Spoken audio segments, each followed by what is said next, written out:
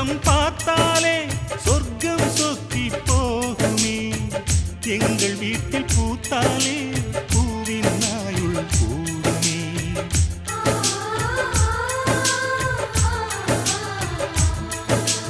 இரண்டு கண்கள் என்றாலும்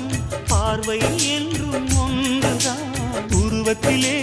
தனித்தனிதான் உள்ளம் என்றும் ஒன்றுதான் ஒரு சேவல்தான் நடை காத்தது இந்த அதிசயம் பாருங்கள்